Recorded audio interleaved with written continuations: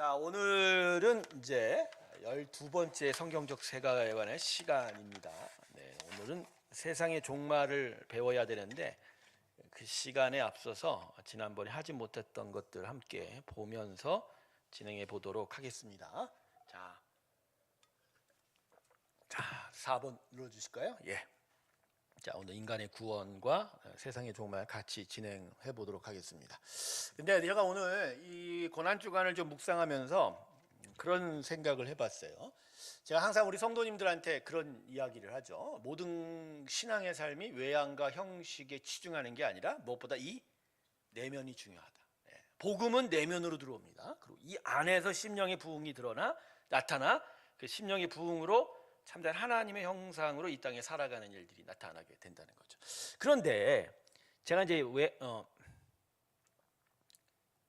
외양이 아니라 이 내면이라고 얘기를 했는데, 여러분 이 내면이라는 거를 우리 어떻게 생각하시는지 모르겠어요. 내면. 가령 이런 질문을 할 수 있죠. 그래, 우리가 꼭 교회 예배당에 나와야만 은혜가 되냐? 그죠? 네 마음으로 하나님을 예배하면 되지 않느냐? 예, 여러분 말로는 맞아요. 말로는 맞는데 그 내면이 무엇인가에 따라서 결과가 완전히 달라져요. 제가 말하는 성경이 말하는 내면은요, 우리의 생각이 아니에요. 우리의 영을 얘기하는 겁니다. 여러분 생각은요, 이건 혼이에요. 이거를 가르쳐서 마음이라고 얘기할 때도 있죠. 근데 혼은요, 타락한 거예요. 제가 저번에도 그림을 그려드리지 않았나요? 우리 안에 마음이 있을 때, 우리 안에 영이 있을 때, 영혼이 있을 때, 영이 있고 혼이 있다고 그러고, 혼은 먼저 지성, 감성, 의지라고 그랬어요. 물론 이게 다 섞여 있지만 하나님의 영이 들어와 우리의 영이 살아서 이 혼을 다스리는 거예요. 산 영이 혼이 살게 하는 거예요. 그러니까 우리의 생각만으로 하나님을 생각하면 이 타락한 것이 하나님을 제대로 생각할 수 있어요, 없어요? 없어요. 죽을 때까지 안 돼요. 그냥 내 마음에 그냥 교회 가지 않아도 여기도 내가 하나님 묵상할 수 있지. 여러분의 삶에서 있잖아요, 여러분의 생각 정도로 하나님을 생각한다고요? 절대로 살아있는 게 나타날 수 없어요. 내면은 생각, 즉 우리의 마음을 얘기하는 게 아니, 이 타락한 것은 아무 열매도 없어요. 생명은 그냥 죽은 거예요. 무엇으로 얘기해야 된다? 영으로 말입니다. 예수가 우리 안에 들어와, 예수 영이 들어와 십자가를 통해서 하나님을 알게 되어, 즉 살아있는 영이 하나님을 생각하고 하나님을 예배해야 됩니다. 자, 그러면요, 장소와 시간에 상관없어요. 왜냐하면 영은 기본적으로 살아있어요. 생명인 거죠. 생명은 움직입니다. 그러니까 내가 마음으로 하나님을 예배한다고 했을 때 영의 부분에 얘기하면 움직여요. 그러면 예배당에 나옵니다. 그러니까 우리가 얼마나 사단의 거짓말에 속아 있는 줄 아세요? 이 영혼이 어떤 작용이 있는지조차도 구분이 안 가. 그냥 내 마음은 내가 하나님을 예배하면 되지. 여러분, 모든 사람이 다 하나님을 예배한다고 합니다. 마음. 근데도 선한 것이 안 나타나고 생명이 안 나타난 일은 이 안에 그냥 내 혼적 생각일 뿐이죠. 그걸로는 하나님 묵상할 수도 없어요. 무엇이 이 영이 내 살아있는 영으로, 생명으로 하나님을 예배하면 반드시 하나님과 부딪히고 하나님과 접촉하고 하나님을 만나며 움직이게 돼 있어요. 생명이 나타나게 돼 있어요. 그런 사람들이 외려 예배당에 나오죠. 하나님 앞으로 나오게 되는 거죠. 제가 이번 고난주간 특세 때 우리가 외양의 형식에 불지 말고 이 마음으로 정말 하나님을 정말 예배하고 하나님을 생각하는 그런 정말 실상, 형식적이 아닌 진짜 내면의 그런 고난주간 되자고 했는데, 그럴수록 고난주간 특세라도 나와서 하나님을 예배하는 일들에 적극적으로 참석해야 되죠. 근데 변명을 하죠. 내 마음으로. 여러분 죽었다 깨어나도 여러분 마음으로 하나님을 예배하지 못합니다. 마음이 안 되는. 저는 그래서 순종이라는 게요, 혼으로는 순종 못해요. 하나님께서 구약의 이스라엘 백성을 향하여 내가 제사를 받지 않냐고 순종을 받는다고 했을 때 왜 제사를 받지 않고 순종을 받으시려고 하느냐? 제사는 기본적인 인간의 종교성이나 인간의 생각조차에서 나올 수 있지만 순종은 인간의 생각으로는 나타날 수가 없기 때문에 순종은 영이 있어야 가능합니다. 할렐루야. 영이 있어야 가능합니다. 그래서 여러분 진짜 신앙생활하는 사람은 움직이는 자예요. 자기가 앉아있는 그 자리에서 만족하면 안 돼요. 하나님은 그걸 위해서 우리 안에 내면에 들어오시겠다는 얘기가 아니에요. 다시 한번 그림을 그려드릴게요. 하나님이 우리 안에 들어오시는 건 이거예요. 제가 저번에도 얘기했죠. 우리 안에 내면이라는 건 영이 있고 그 밑에 혼이 있는 거예요. 그래서 지성, 감성, 의지가 되는 거죠. 근데 이 영에 하나님이 뭘 갖다 넣으셨어요? 생기를 갖다 넣으셨죠. 그래서 이 생기가 영을 통해서 혼을 다스리게 되는 거죠. 근데 지금 어떤 일이 벌어졌어요? 생기가 없어져 버린 거예요. 생기가 없어져 버리니까 그죠? 뭐만 남아요? 혼만 남는 거죠. 왜? 영은 죽었으니까. 그래서 복음이 우리 안에 다시 하는 일이 뭐죠? 영을 다시 살립니다. 십자가가 들어가요. 그리고 이 영에 의하여 다시 혼이 살아나는 거죠. 그래서 제가 이번 고난주간 때 십자가에서 만나는 예수님이라는 제목을 첫날 십자가의 예수를 만나면 무엇보다 대살림을 만난다고 했어요. 즉 영이 살아나는 거예요. 이게 제일 중요한 거예요. 영이 사는 거죠. 그럼 영이 살면 그렇죠. 하나님을 느끼고 고통을 느끼고 고통 중에 계신 하나님을 깨닫고 그리고 우리 마음에 있는 여러 상처난 것들, 우리의 모든 것들이 다 회복이 되는 역사들, 즉 혼을 만지는 역사가 된다라는 거예요. 여러분 정말로 영으로 하나님을 만나시길 주님으로 축원합니다. 결코 여러분 생각, 우리의 생각, 우리의 나태한 생각으로는 죽었다 깨어나도 하나님을 못 만나요.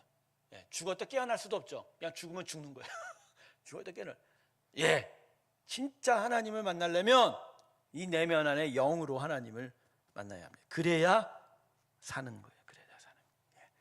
자, 첫 번째 서두는 이제 놔두고 이제 지난 시간에 이어서 돈에 대한 이야기를 좀 해봅시다. 오늘 마지막 시간인데, 자 가장 우리가 자신이 없으면서도 가장 우리의 삶 속에 중요한 문제, 돈 문제 말입니다.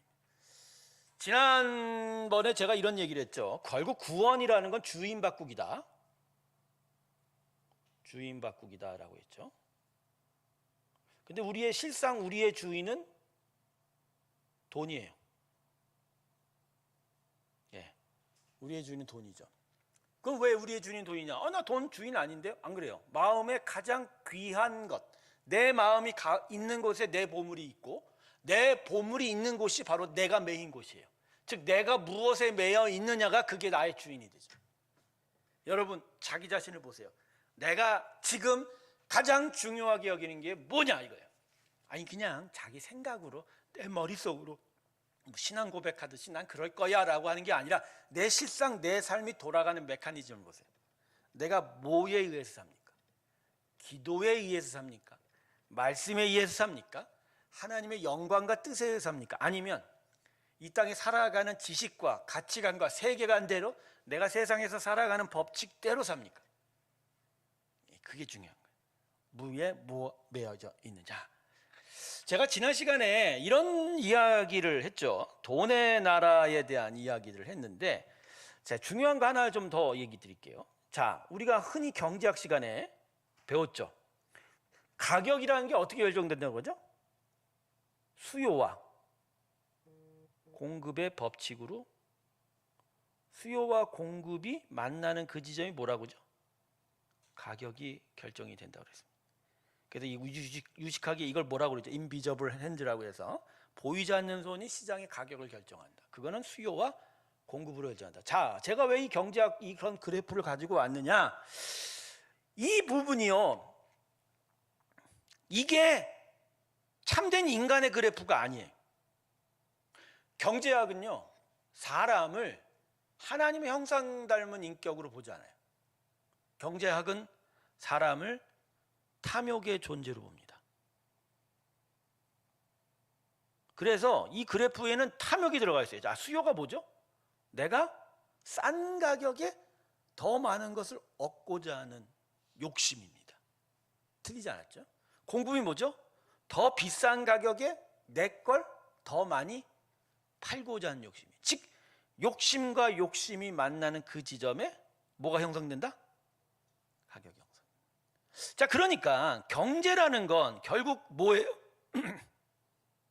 탐욕이에요. 자, 그러니까 지금 우리가 흔히 얘기해서 화폐, 우리가 지난주에 얘기했는데 머니, 돈이라는 건 사실 엄밀히 말하면 교환 수단일 뿐이거든요. 그런데 여기에 뭐가 들어간다고 했죠? 탐욕이 들어가다 보니까 교환 수단을 넘어서 탐욕을 부추기는 도구예요. 이게 돈이에요. 그 돈을 쓰면 쓸수록 어떻게 돼요? 탐욕이 점점 자극되는 거예요. 그래서 그 자극되어진 대로 더더욱 욕심을 부려가는 게 돈인 거예요. 근데 문제는 아까 이러한 공급도 봤지만 모든 사람이 탐욕에 대한 자기 탐욕에 만족을 느끼나요? 충족시키지 못해요. 즉 충족시키지 못한 거는 어느 일변에는 뭐가 일어난다? 불평등이 일어나는 거예요. 바로 이 부분입니다. 제가 오늘 이 부분 갖고 씨름을 했는데 사람은요 불평등을 해소하려고 하지 않아요. 어느 정도는 저항하죠. 그렇지만 불평등을 해소하기보단 불평등 속에서 자기 이익을 얻으려고 하는 존재예요.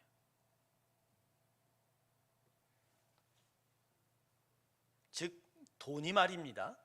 탐욕을 부추겨서 각자의 이윤을 더욱더 많이 얻을 수 있을 거려고 하는 그 불평등을 가장한 그 안의 거짓말에 속아서 불평등을 해소하라기보다는 자기 이득을 더 취하려고 들죠. 이렇게 되면 뭐가 되죠?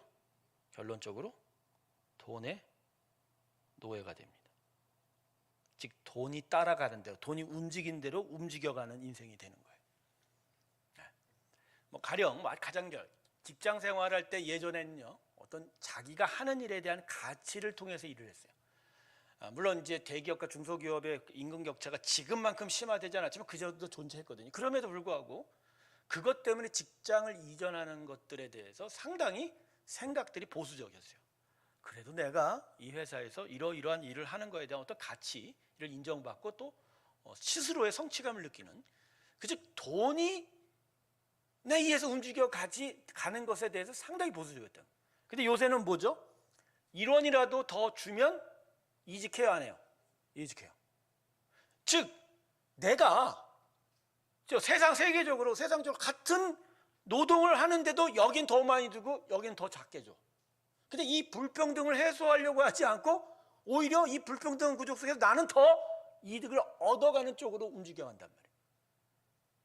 그러니까 돈에 매어버리는 거죠. 돈에 매어버리는. 이렇게 되면요, 이런 와중에서 이러한 일들이 심화되니까 세상 속에는요, 경제적으로 볼 땐, 이 돈의 측면에서 볼 땐 선한 존재가 하나도 없어요. 심지어는 경제정의 실천연대 이런 쪽도 엄밀히 말하면 한쪽 이득을 대변하는 쪽이에요. 오히려 성경 말고는 경제적인 선, 진짜 온전한 선을 가르치는 곳이 아무 데도 없어요. 아무 데도 없어요. 그건 이런 거죠. 결론은 모든 존재들이 돈에 움직여간다. 움직여간다. 이게 문제인 거예요. 예. 그래서 여러분, 우리는 이미 돈의 노예가 됐습니다. 이거 부정하면 안 돼요. 부정하면 아무도 여기에서 자유로운 사람 아무도 없습니다. 목사님, 저 스님들이 저 산에 들어가서 사는데 그거는 오히려 돈으로부터 자유한 거 아닌가요? 저는 이런 생각합니다. 왜 모든 것을 다 포기하고 홀로 갔을까? 거꾸로 얘기하면 그 모든 것들, 그 물질, 그 돈들이 자기한테 영향 미치는 것이 자기 스스로가 이길 수가 없으니까 피해버린 거예요. 피해서 들어간 것도 엄밀히 말하면 돈의 노예예요. 무슨 얘기인지 아세요? 피한 것도 돈의 노예라고. 맞서 싸워 돈을 깨부신 게 아니라 돈 때문에 쫓겨다니는 거예요. 돈에 묶인 거나 돈에 의해서 쫓겨다닌 거나 엄밀히 말하면 똑같이 노예예요. 똑같이 노예. 그래서 여러분, 많은 사람들이 개신교회 목사들은 천주교회 신부들처럼 결혼 안 하고 저렇게 아주 거룩하게 사는 거에 비하면 개신교회 목사들은 아주 욕심이 빵빵해 갖고 결혼하고 애들 딸 낳고 애들 막 유학 보내고 막 별의별 짓 다 한다, 이런 얘기 많이 하잖아요. 그죠? 그래갖고 뭐 개신교회 목사들은 기본적으로 탐욕의 존재다. 어느 일정 부분 그러한 나쁜 일들이 나타나는 것에 대해서 부인 못합니다. 그런데 왜 종교개혁자들이 개신교회 목사들이란 이 집단을 성직화된 게 아니라 일반적인 직업적인 사명을 이룰 수 있도록 만들어 놓았을까? 그건 세속화해서 피해 다니는 게 아니라 그것과 싸우는 거룩함을 이루라는 거예요. 없이 살아도 살 수 있다라는 걸 보여주는 거예요. 교회 아무래도 헌금으로 생계비를 얻다 보니까 사역자들이 많은 돈을 받을 수 없죠. 일부 대형교회 목사들 빼놓고 그럴 수가 없어요. 그렇게 하면 뭐 교회가 힘들어지죠. 하지만 그 작은 돈이라도 자신의 자녀들과 자신의 가족을 그래도 잘 유지할 수 있는 그 삶은 말입니다. 한쪽으로는 돈에 의해서 고통을 받지만 한쪽으로는 그래도 돈과 싸우고 있는 거예요. 완전하게 극복하는 게 아니라 오히려 돈이 자기를 지배하지 않으려고 하나님의 은혜와 하나님의 거룩한 사명으로 그걸 이겨가고 있는 거예요. 그게 돈의 노예가 되지 않는 거예요. 사람들은 그 부분을 간과하더라고요. 그냥 단순하게 이 사람은 더 받고 이 사람은 덜 받는 식으로 이야기를 해서 덜 받고 더 안 가져가는 게 거룩한 거 아니냐, 그 생각하는 게 바로 돈의 노예의 근성이라니까요. 돈의 노예. 돈에 자유한 사람은 누가 얼마 받고 누가 적게 받고 상관 안 해요. 그게 자기에게 중요한 이유가 아니니까. 그런 얘기 안 해요. 돈에 묶여있는 자들이 항상 모든 종교들을 보고 모든 성직자들을 보면서 무엇부터 생각해요? 저 인간들은 얼마 받을까? 그 얘기만 한다니. 지금 제 얘기 무슨 얘기인지 아세요, 여러분? 자기가 그 세계관에 있으면 그 세계관은 모든 세상을 투영시켜 보이는. 그러나 사명으로 사는 자들은요, 돈이 중요한 존재가 아니에요. 물론 물질이기 때문에 생각은 하지만 그걸 쓰고 그걸 통해서 하나님의 거룩한 가치를 만들어내는 게 관심 있지, 그거에 매여서 그것 때문에 의사결정하지는 않는다는 거예요. 개신교회 성직자들이, 개신교회 목사들이 바로 그런 집단입니다. 싸운다는 거예요. 싸운다. 그거와 싸운다. 즉 노예되지 않으려고 말입니다. 자유하지는 못하죠. 그러나 자유하지 않아도 그 방향을 향해서 나아가는 거예요. 제가 말씀을 드리죠. 이 교회 안에 목회자의 사례나 이런 것들에 대해서 심각하게 고민하는 사람은 본인이 세계관이 뭔지 고민해 봐야 돼요. 일부 일탈하는 존재들이 있지만 그래도 대다수의 이 일이 왜 이렇게 되어 있는지에서 고민한다면 그 고민을 따라, 그리고 심지어는 목회자가 그런다면 성도들도 똑같이 살아가는 거예요. 많이 벌면 일하는 대로 많이 벌고 남들보다 더 많이 벌고, 그래서 더 많은 것을 내가 누렸고 내가 원하는 것을 갖는 그러한 것은 성도의 삶이 아니에요. 성도는 하나님의 뜻에 의해서 하나님 주신 거에 감사하며 오히려 하나님의 것을 이루려고 자기의 소유를 하나님에 드리는 거예요. 그게 성도예요. 그래서 돈의 노예에서 벗어나려고 발버둥 치는 거죠. 그게 바로 이 땅에 살아가는 우리의 삶, 그걸 가르쳐서 청직이라고 하는 거예요. 내게 아니니까. 그러니까 내가 얼마 얻는지 중요한 게 아니죠. 하나님의 나라와 하나님의 그 큰 부유함을 향하여 내가 그것을 어떻게 이루어 갈 것인가에 대한 이야기. 갑자기 제가 너무 열을 냈는데 열을 냈는데 그래서요 제가 세 가지로 좀 정리를 해봤어요. 그래서 돈의 나라에서 벗어나는 방법은 첫 번째, 돈의 나라와 그 질서를 파악해야 돼요. 이거 파악해야 돼요.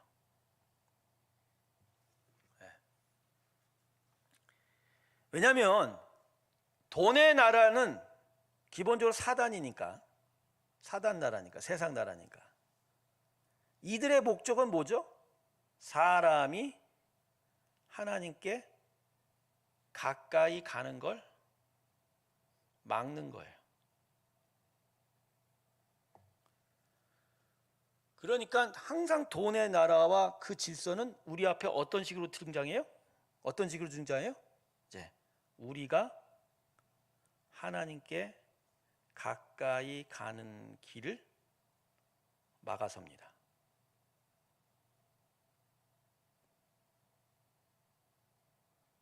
그래서 제가 여러분에게 오늘 충격적인 얘기 할 거예요. 만일 여러분의 직장이, 그리고 여러분의 상행위가 여러분이 하나님을 예배하는 그 자리를 심각하게 위협한다면 여러분은 그 직장, 그 상행위가 돈의 나라라는 것을 직시하셔야 됩니다. 목사님 그러면 뭐 밥도 못 먹고 사나요? 아닙니다. 하나님 나라는 그렇게 들어오지 않죠. 여러분이 여러분 일터에서 제대로 살 수 있게 여러분 복을 주실 겁니다. 그러나 그 목적이 여러분을 하나님을 예배하고 하나님을 온전히 섬기기를 바라는 방식으로 나타나야지. 그건 하나님의 복이죠. 그런데 그렇지 않고 그게 여러분의 예배를만 방해하고 하나님 앞에 온전히 서는 삶을 방해한다면 그건 돈의 나라입니다. 그리고 그 돈의 나라 질서에 여러분이 계속 매여가는 거예요. 그러려면 여러분 어떻게 해야죠? 잘라야 돼요. 잘라야 돼요. 머리가 헝클어져 있으면 어떻게 해야 될까요? 계속 빗을 빗어서 해줘야 되겠죠. 그 정도는 하겠지. 국수 면발이 여러 개가 뒤섞이면 어떻게 해야 돼요? 밖에 신자매 가위로 잘라면 됩니다. 냉면 면발이 너무 길어. 한 숟갈에 다 먹을 수 있겠지만 너무 소화하기도 그렇고 먹기도 그래. 그럼 어떻게 해야죠? 가위 가져다 잘라. 음식이란 결국 내가 잘 먹고 소화 잘 시키고 맛을 음미하면 되는 거죠. 근데 그 섞여 있는 것 때문에 그게 방해받는다면 어떻게 돼요? 면발을 잘라내요. 여러분, 우리의 삶은, 예수 믿는 자의 우리의 삶은 하나님을 예배하는 게 그 근본 목적입니다. 집안에서 지금 아멘 하십니까? 아멘이에요. 근데 그 예배를 방해하면 여러분의 그 직장, 그 삶의 터전, 그 현장이, 상행위가 여러분에게는 돈의 나라로 다가오게 되는 거죠. 더더군다나 특별히 그러한 삶이 여러분 마음에 하나님의 중심이 되어 두는 것을 방해한다면 여러분 그것도 잘라내셔야 돼요. 어느 날 자녀들의 등록금 또 앞으로 생계 문제 때문에 고민이 너무 돼요. 걱정할 수 있죠. 근데 그 걱정 끝에 그 두려움이 여러분의 마음의 중심을 차지하고 하나님을 믿는 믿음이 그 사이드로 밀어간다면 그 걱정은 하나님의 나라가 아니라 무슨 나라죠? 돈의 나라죠. 이럴 때 어떻게 해야 돼요? 잘라야 돼요. 잘라야 돼요. 그건 믿음으로 잘라야 돼요. 내가 그걸 걱정한다고 돈이 생기지도 않습니다. 오히려 하나님 안에서 하나님의 나라와 그 질서로 하나님의 사용하심과 하나님의 은혜의 일들로 그 나라, 그 자신의 삶과 자신의 자녀가 이루어지기를 위해 기도하는 것. 그래야 됩니다. 오늘 이 강의 들으면서 마음이 불편한 사람들이 있을 것 같은데 여러분 분명히 영적 실상은요 아주 단순해요. 우리가 볼 땐 수많은 것이 얽혀있고 다 복잡한 것 같죠? 영적 실상은 단순해요. 하나님의 은혜가 우리를 끌어당기고 있을 때 십자가에서 예수의 분명히 졌지만 여전히 우리를 향해 유혹하고 거짓말하는 그 사단 마귀가 보이지 않는 그곳에서 우리를 자꾸 미혹하여 우리를 끌고 당기고 있는 거예요. 더더군다나 아직도 자신들의 세력을 펼치고 있는 이 세상의 경제와 그 상행위들 그것들의 교묘한 조합 끝에 우리를 계속 끌어다니고 있다. 저는 요새 한국 사람들한테 불만이 있어요. 그게 뭐냐면 이게 노후 관리가 아니라 사후 관리를 해야 되는데 세상이 점점 험악해지다 보니까 사람을 어디로 몰고 가요? 노후 관리로 계속 몰고 가는 노후 관리. 근데 여러분, 노후 관리는요, 엄밀히 말해서 안티가시예요. 하나님과 반대되는 세상이에요. 영원히 살 것처럼 생각해서 내가 영원히 사는데 필요한 돈을 지금부터 마련해야 된다라는 세상이 노후 관리예요. 물론 곧 죽음이 온다는 것도 알죠. 그렇지만 곧 죽음이 온다라고 했을 때 그게 내일이지 내일 모레일지라고 생각하는 사람 아무도 없어요. 대충 20년 후에, 30년 뒤에, 아주 먼 훗날.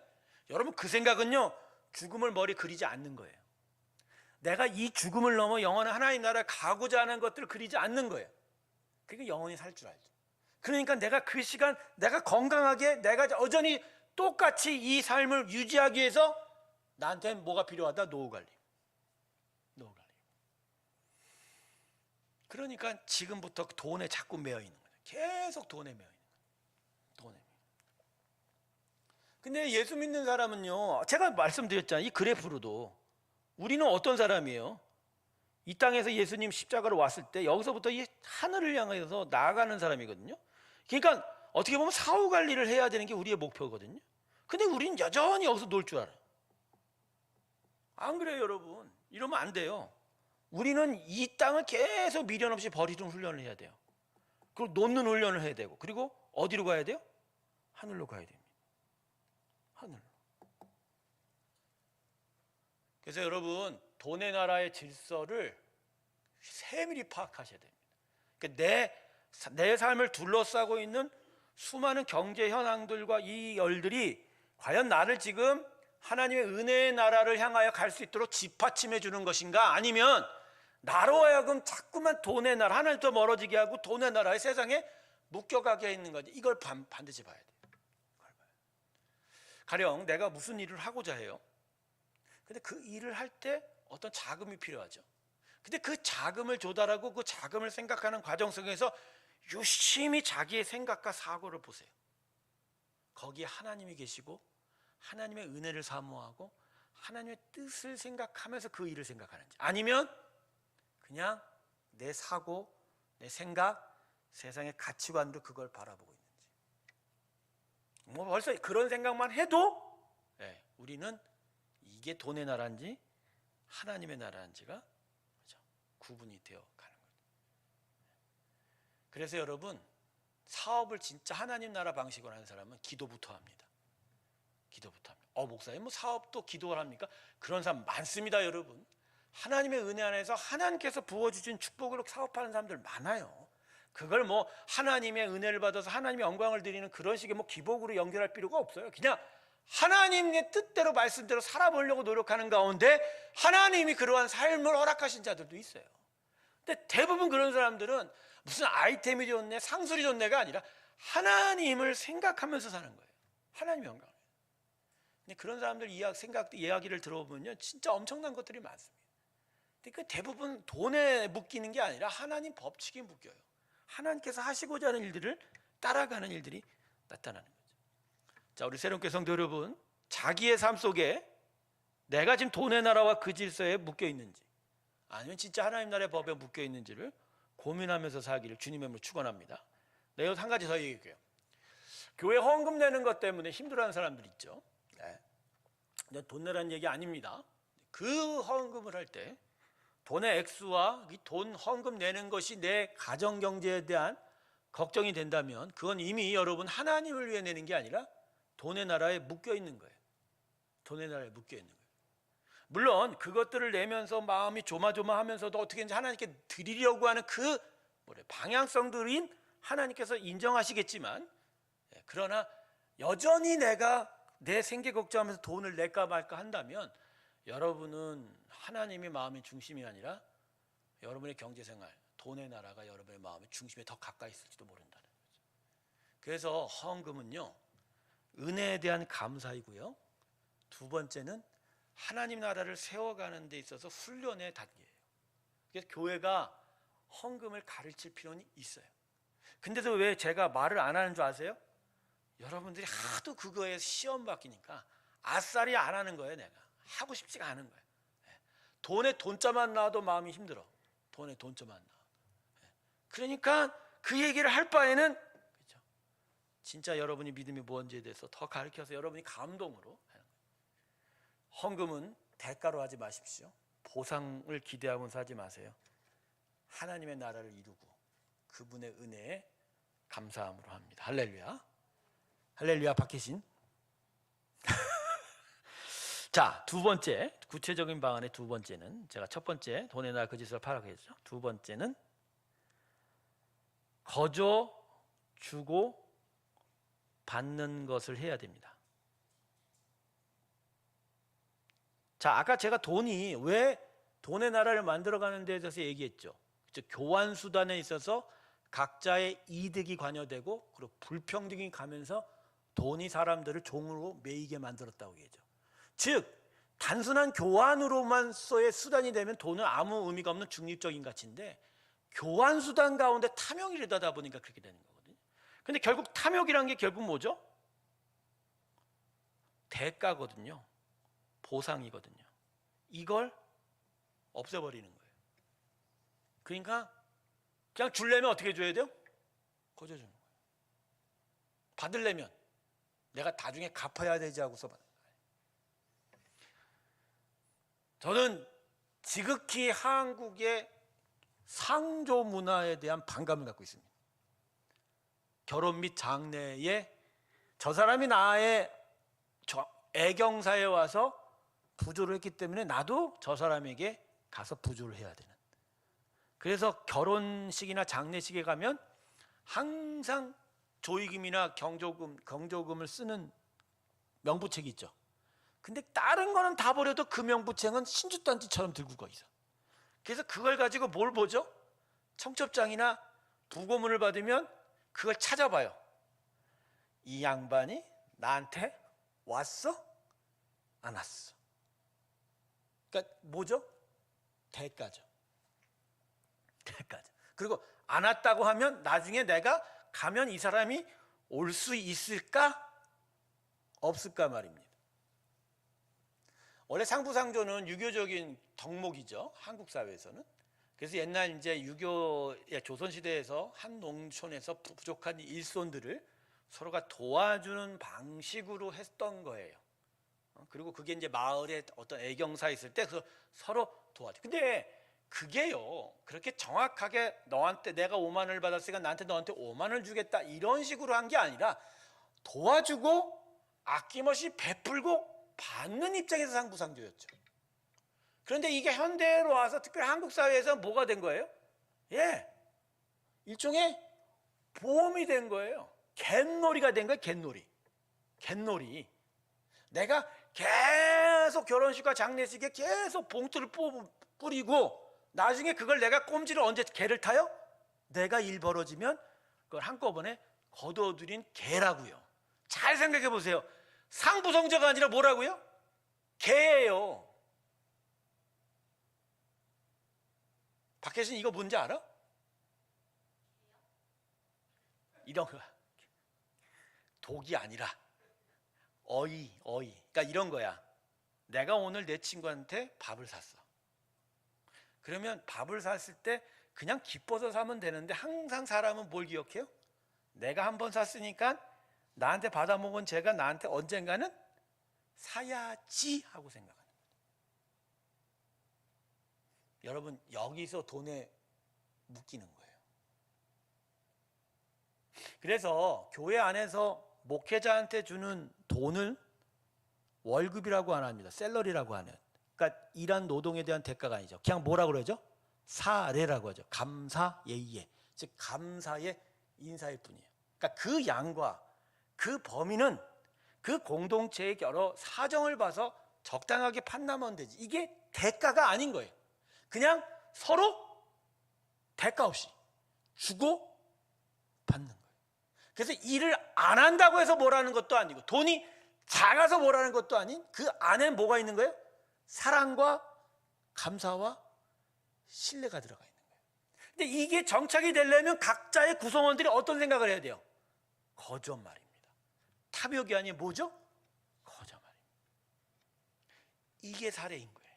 그러니까 교회 안에서 목회자들에게 사례 주는 거가 이게 내가 볼 때는 돈의 나라에 저항하고 완전한 하나님 나라의 경제 관념을 드러내는 최고봉의 열매.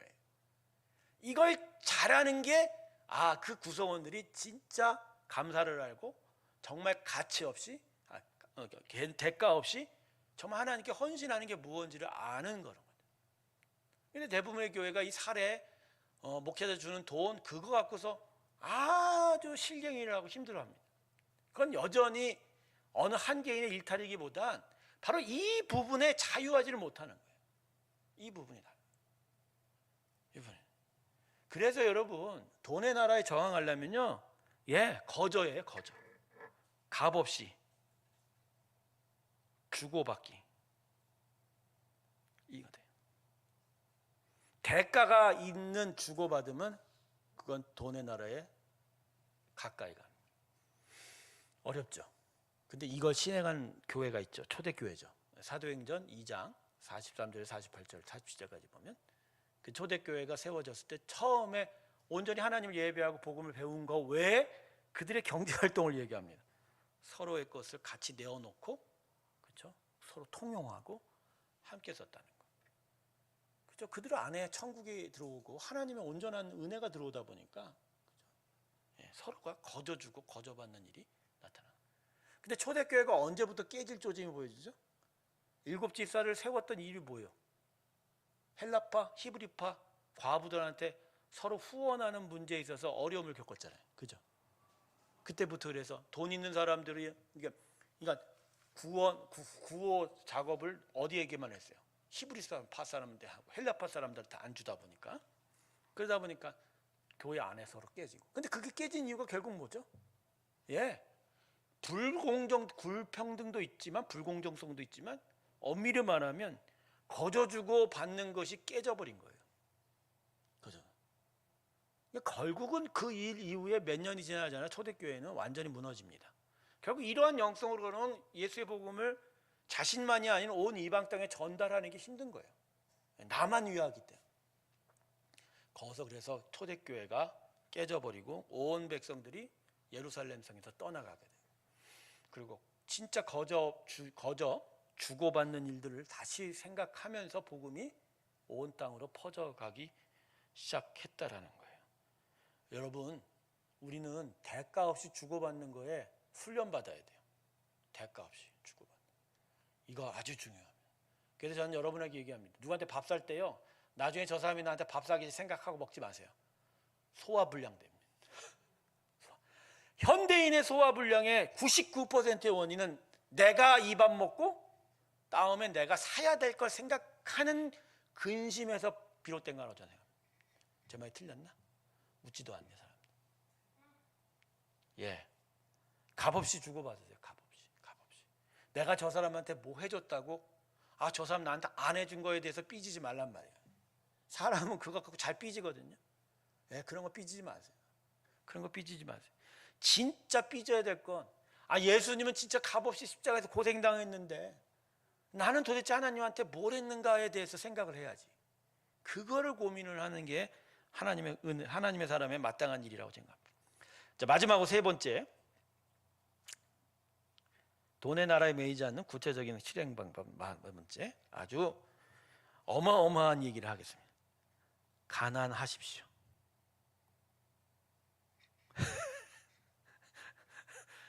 아주 이제 대놓고 얘기하는구나, 목사님. 이제 가난하십시오.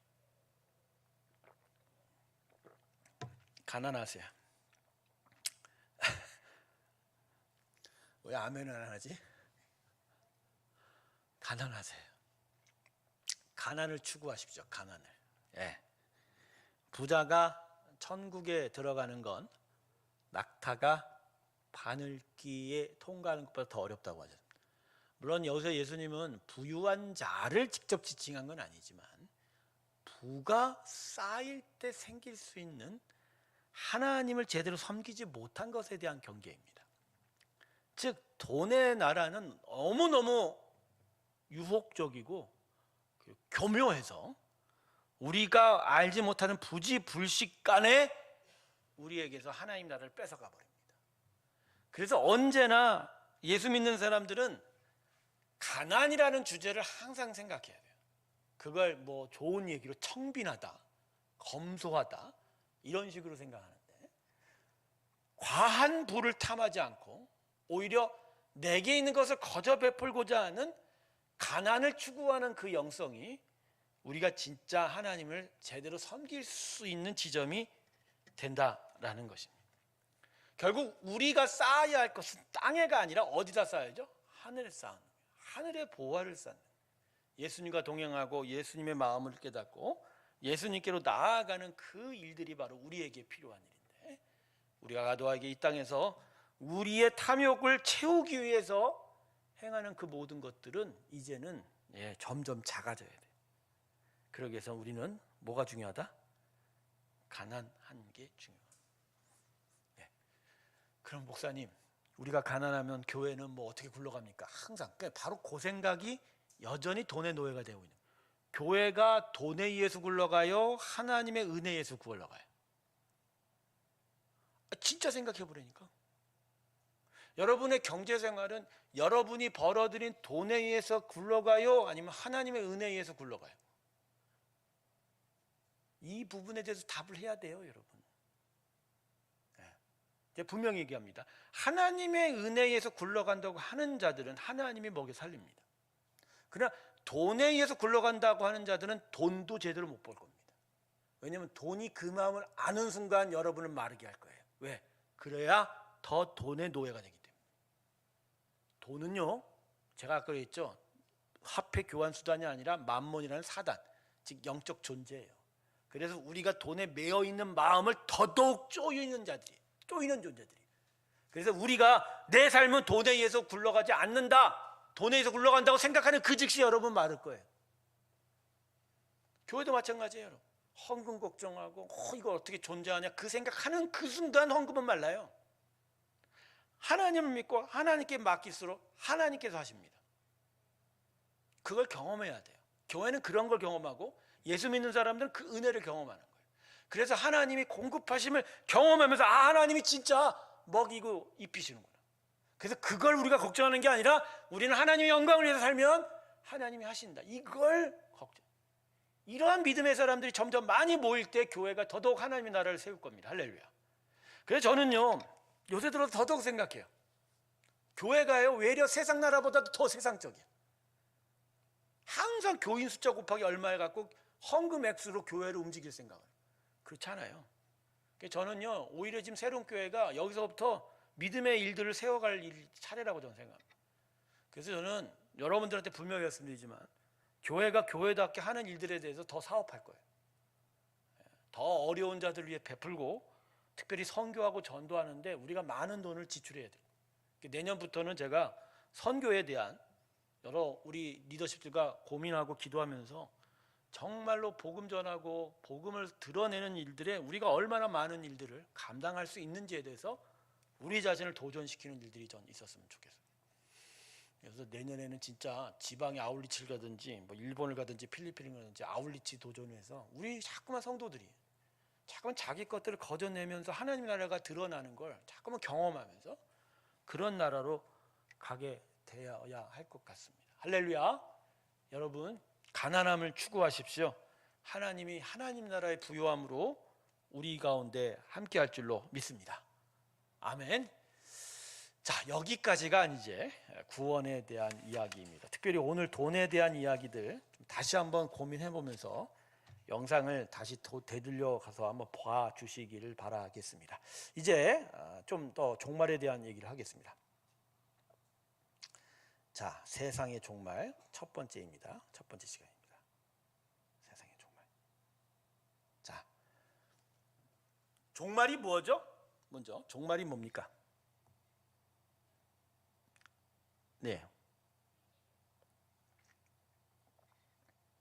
그죠? 끝이죠.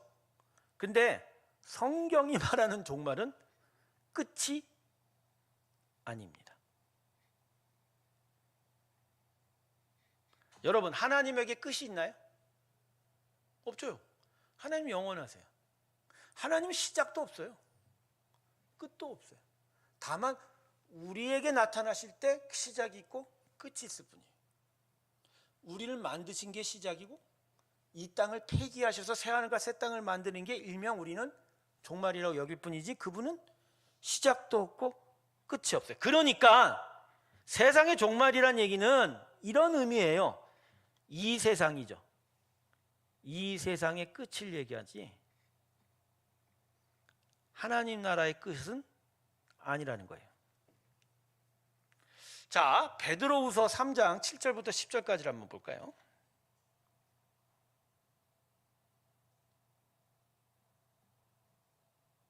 베드로후서 봅시다. 이건 좀 중요한 얘기라서 같이 봤으면 좋겠습니다.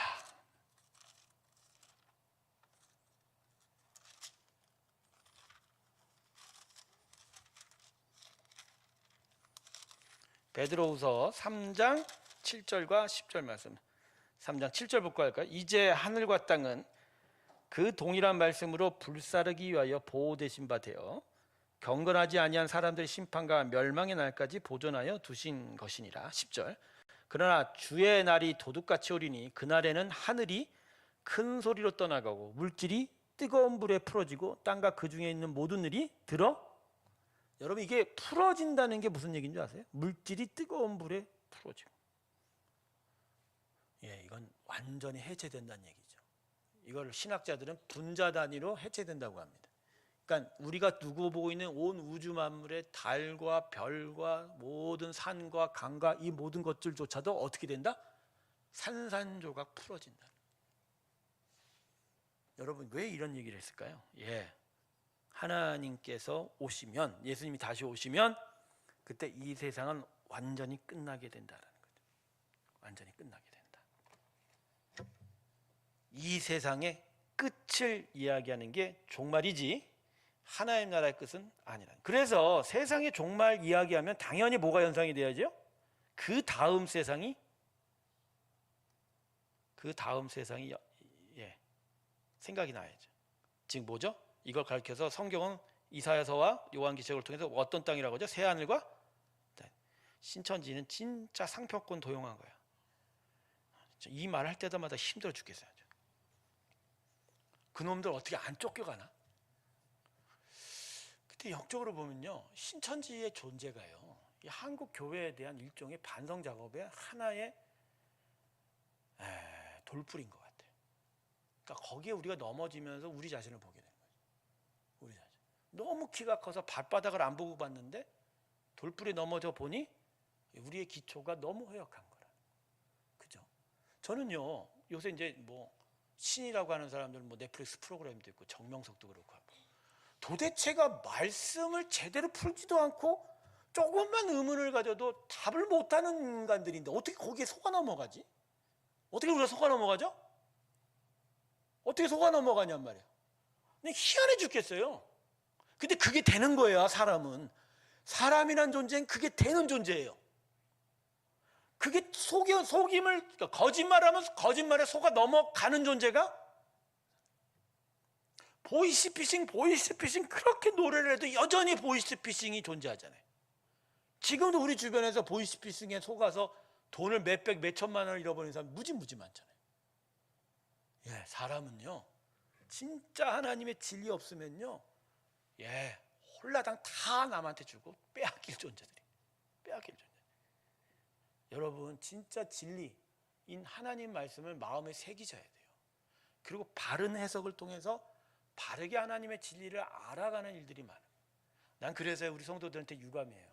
이 영상 보고 고민 좀 하면서 세상을 보고 하나님의 말씀에 대해서 고민하면서 봐야 되는데 그냥 대충 오고 가면서 들은 걸로 살려고 그래요. 들은 걸로. 아까도 제가 처음에 얘기했지만 들은 걸로 생각하는 건 그냥 자기 생각대로 사는 거예요. 그건 영의 세상이 아니에요. 설교도 마찬가지예요. 앉은 자리에서 들을 때 영으로 새겨서 이게 진짜 진리인지를 고민하면서 하나님 그 뜻대로 살아가기를 기도하는 게 영적 세상이지, 그냥 앉아갖고 목사님 말씀 좋네, 그거 자기 생각이거든. 그럼 여전히 살아있는 성령에 의해서 살지 않고 자기 생각대로 사는 거야. 한국 교회에 800만 명이라는데 800만 명 중에 진짜 말씀대로 고민하면서 말씀이 가르치는 진리를 따라 살아가는 사람은 과연 어느 정도 되는지. 그냥 어중이 떠중이 그냥 듣고 그냥 귀로 들어서 이 안으로 들고 오고 가는 수많은 혼적인 지식으로 살아가는 성도들이 도대체가 얼마나 되는지 그게 고민입니다. 고민입니다. 그 저는요 이게 수요 이 성경 강좌가 나는 오히려 성도들한테 좋다고 생각하거든요. 오고 가는 불편함을 좀 없애줬잖아요. 그리고 좀 자기가 앉아서 저의 못생긴 얼굴 보는 것보다 이 강의를 이렇게 들으면서 조용히 생각해 볼 수 있는 시간을, 이게 1월 달에 이게 시청률을 보면 지금 이게요 동시 시청자가 8명이 안 돼요. 5명. 중요한 건 여기에 관심이 있어 이걸 듣는 사람이 숫자가 옛날에 수요예배 모여서 한 20몇 명 모여 듣는 것보다 훨씬 못하다는 거예요. 우리의 신앙의 성장을 위해서 이런 방법을 만들어놨는데 결국 결과는 뭐가요? 안 하고 안 듣고 에라 노니까 한 번 놀자 이렇게 되는 거예요. 그렇다고 해서 금요 찬양 예배에 나오냐 이 말이야. 더 금요 찬양 예배에 나오냔 말이야. 그것도 아니. 그러면 나는 여러분에게 도전하는 거예요. 여러분 도대체 마음에 무엇을 기준으로 삽니까? 무엇? 말씀이 움직이고 있어요? 예수가 여러분을 움직이고 있어요? 성령이 여러분을 움직이고 있어요? 아니면 여전히 여러분 생각대로 그냥 내가 생각 한번 하나님 생각했다고 난 하나님 사람은 아니에요. 여러분의 심령에 여러분의 영혼의 닻이 하나님께 있는지 아니면 여전히 세상에 있는지, 세상이 여러분을 계속 움직여갈 뿐이에요. 그러니까 외모만 하나님의 사람이지 실상 여러분은 세상 사람들, 세상에서 움직이는 사람 되면 우리 나중에 어떻게 할 거냔 말이에요. 오늘 나오는 데까지 나중에 하나님한테 가서 하나님 내가 왔습니다 하면 그때 가서 뭐라고 할 거예요? 하나님 나 모르신다면, 하나님 나 몰라요? 그럼 다시 내려갈게요. 다시 가서 해볼게요. 여러분 다시 내려갈 수 있을까 없을까? 있어요 없어요? 하는데 천주교는 교묘하게도 다시 내려갈 길을 만들어놨어. 연옥이라는 데를 만들어 그 중간지대에 있으면 내 자녀들이 밑에서 기도하면 그 공로로 내가 천국 간다 하잖아. 희한한 인간, 희한한 종속. 그러니까 사람이라는 건요. 야 진짜 여러분 나중에 하나님 우리 모른다고 하면 되돌아갈 데도 없고 그냥 직진으로 어디로 가야 됩니까? 불이 이글이글거리고 불타는 곳으로 들어갑니다. 그때 가서는 후회해도 소용없지요. 자 다시 오른쪽으로 들어와서 종말 이게 뭐냐? 완전히 끝이 아니라 이 세상만 끝나는 것이고 대신 하나님 나라의 새하늘과 새 땅으로 연결하는 거다. 그래서 두 번째, 세상의 종말을 통하여 하나님은 우리에게 무엇을 요구하시냐? 반성을 요구하십니다. 뭘 요구한다고요? 반성. 여러분 성경의 기록의 분량을 보면 새하늘과 새 땅에 대한 기록은 아주 적어요. 아주 적어요. 또한 또 적은 분량은 우리의 창조의 분량도 아주 적어요. 그래서 창세기 1장, 2장, 3장의 우리의 시작에 대한 기록 정도만큼 새하늘과 새 땅의 기록이 있는 것 같아요. 그래서 유다서 정도나 요한계시록의 마지막 한 2-3장 정도만이 새하늘과 새 땅에 대한 이야기지 실상 모든 대부분의 분량은 어디에 차 있어요? 바로 지금 여기 말입니다.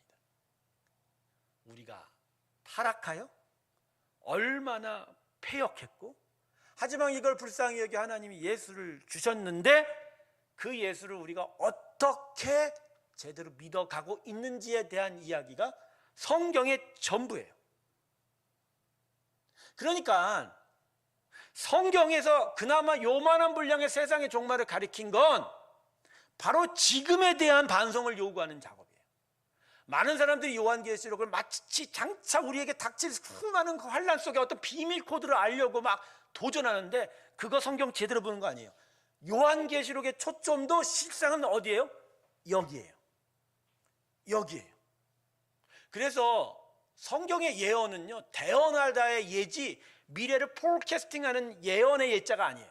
즉 하나님이 지금 현재 우리에게 무슨 말을 하고자 하는지가 대한 예언이에요. 밤모섬에서 90몇 세 늙은 나이에 유배를 갔던 요한이 환상 속에 본 게 요한계시록이거든요. 근데 그 환상의 결국 목적은 핍박받고 박해받는 그 믿음의 성도들에게 위로하고 그들에게 장차 도래할 할 새하늘과 새 땅을 소망하게 만듦으로써 그들이 결국 믿음으로 이겨가는 자가 되기를 바라는, 그게 전부인 거예요.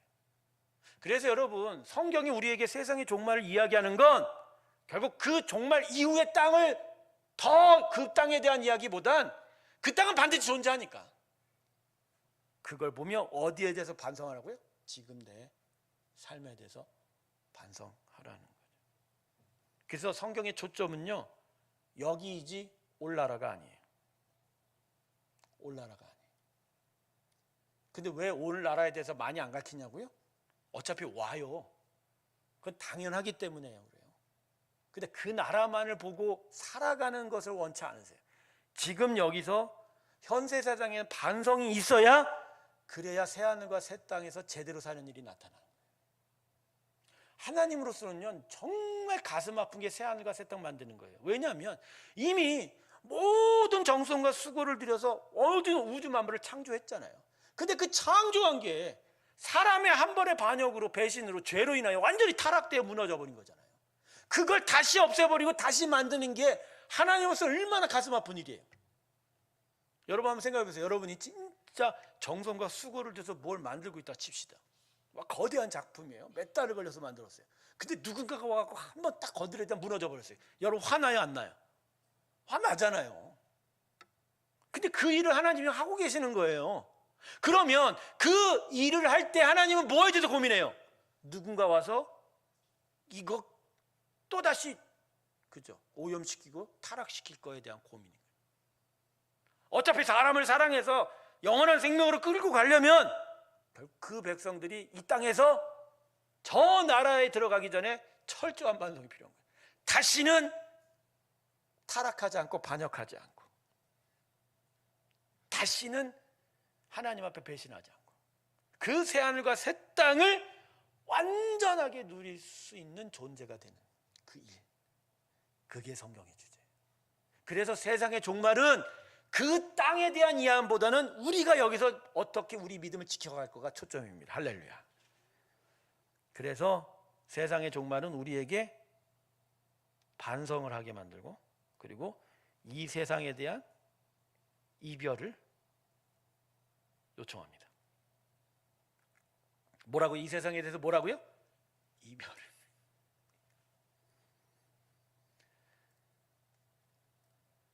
그러니까 이게 이단들이나 좀 이상한 존재들이 요한계시록을 뭐 풀어준다 이런 얘기하는데 현혹되지 마세요. 누가복음 17장에 보면요, 하나님 나라가 어떻게 옵니까 했을 때 하나님께서, 예수님께서 분명히 말씀하셨어요. 이렇게 온다 저렇게 온다는 소리 듣지도 말라고.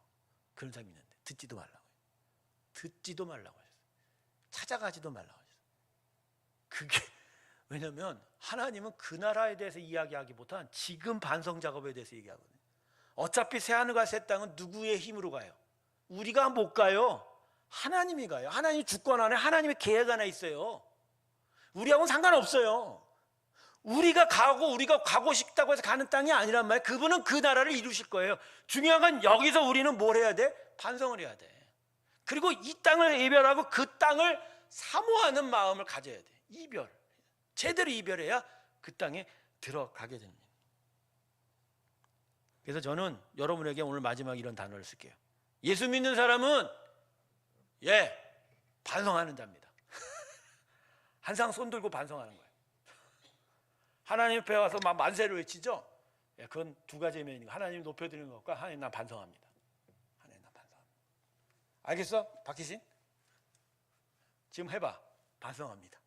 반성합니다. 주여 반성합니다.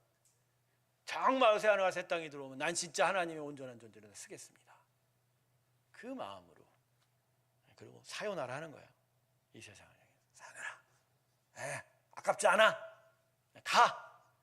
다 풀어질 건데 어차피 다. 여기가 아니야. 난 그 나라를 합니다. 자, 다음 시간에 종말의 시간을 좀 더 이어가도록 하겠습니다. 요번 세상의 종말 때는요, 제가 요한계시록을 좀 더 자세하게 풀어 드릴게요.